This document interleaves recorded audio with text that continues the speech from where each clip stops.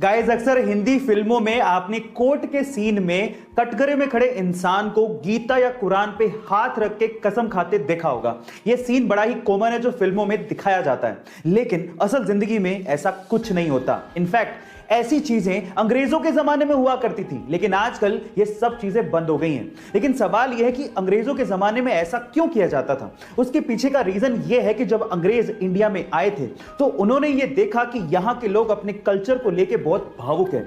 इसीलिए जब कटघरे में कोई खड़ा होता था तो उसे गीता या कुरान पे हाथ रखकर कसम खाने को कहा जाता था। अंग्रेज ये मानते थे कि इस पे हाथ रखकर कम से कम यहां के लोग झूठ नहीं बोलेंगे। लेकिन आज के जमाने में खैर रहने दीजिए।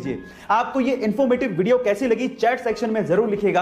गाइस, इंडिया में बहुत सारे ऐसे मंदिर हैं जो कि बहुत ज्यादा रहस्यमयी हैं, और उन्हीं में से एक मंदिर है आंध्र प्रदेश का लेपाक्षी मंदिर। गाइस, आंध्र प्रदेश का लेपाक्षी मंदिर टोटल 70 खंभों पे टिका हुआ है, लेकिन रहस्यमयी बात यह है कि उन 70 खंभों में से एक खंभा जमीन को टच ही नहीं करता, यानी कि छूता ही नहीं है, वो हवा में ही लटका हुआ है। अब ऐसा क्यों है और इसके पीछे का क्या रहस्य है, इसके बारे में तो कोई नहीं जानता, लेकिन यहां के श्रद्धालुओं की यह मान्यता है कि जो भी इस लटके हुए खंबे के नीचे से कपड़ा निकालता है उसे सुख और समृद्धि की प्राप्ति होती है। गाइस, क्या इसके पहले तक यह रहस्यमयी चीज आपको पता थी? और अगर नहीं पता थी तो चैट सेक्शन में जरूर लिखें। हमारी भारतीय संस्कृति को हम तो भूलते जा रहे हैं, लेकिन बाहर के लोग इसे अपना रहे हैं। जैसे कि भारतीय संस्कृति के अनुसार नीचे बैठकर पालथी मारकर भोजन करना एक अच्छी आदत है, और ये ऐसे ही नहीं है, इसके पीछे एक वैज्ञानिक तर्क भी है। वो क्या है मैं आपको बताता हूं। जैसे आप जमीन पे बैठते हैं और पालथी मारते हैं, ये एक तरह का योगासन है, और इस योगासन से आपका मस्तिष्क यानी कि माइंड शांत रहता है। और जब आप भोजन कर रहे हैं और आपका माइंड शांत रहता है तो आपकी पाचन क्रिया भी अच्छी होती है, यानी कि खाना आसानी से पचता है। अब देखिए विडंबना, बाहर के लोग तो नीचे बैठ के खा रहे हैं और हम लोग डाइनिंग टेबल पे बैठ के खा रहे हैं।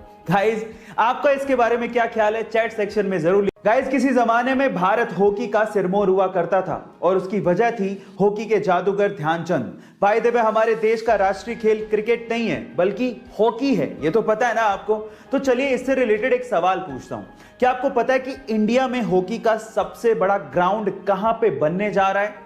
चलिए इसका जवाब मैं ही आपको दे देता हूं।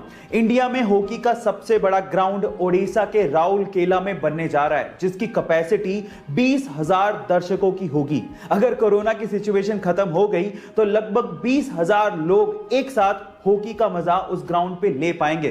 बाय द वे, 2023 का वर्ल्ड कप हॉकी वहीं पे खेले जाने वाला है। गाइस, ये इंफॉर्मेटिव वीडियो आपको कैसी लगी चैट सेक्शन में जरूर लिखिएगा।